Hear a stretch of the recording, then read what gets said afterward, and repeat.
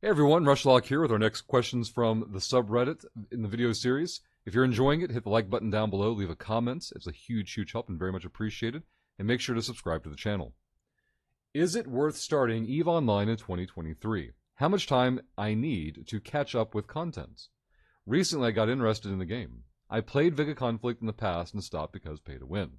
Is it worth starting playing now? How much time do I need to get in-game content without paying?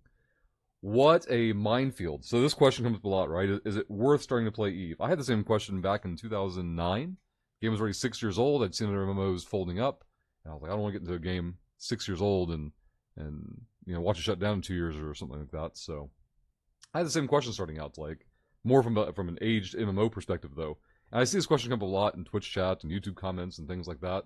Is it worth? And the truth is, or the simplest answer is, no one can tell you what your time is worth. We can't know in advance if you're going to have fun or not with EVE Online or any other product until you try it out. They've made it as accessible as possible, but people still shop around with the same limitation, which is time. They only have so much time, and because everyone is now free to play, generally speaking, that makes it a competition for people's time to try out your product. So you can't just be free to play, you also have to provide incentive beyond that as to why people should interact with your product. So the worth part we can't help you with. No one can. If you give us more context, possibly. What did you enjoy about whatever Vega Conflict is? You've already seemed to have told us you didn't like the grind for having to grind to avoid paying, which is kind of a concerning part in this latter part of the question here. How much time do I need to get to end-game content without paying? If your goal is to play a free-to-play game without paying money, and you still want to unlock everything, you're trying to turn the game into a job. You are already approaching it with a mindset of, how can I make this as unfun and unenjoyable as possible? Because I want to unlock things that are quote-unquote top tier, and I want to grind to win. I don't want to pay to win, I want to grind to win. And you're going to just burn out. You're setting yourself up for that failure. You're putting yourself in that position. My advice is don't do it in the first place. CCP arguably would probably disagree with maybe the stance of there are plenty of people that EVE just isn't for them.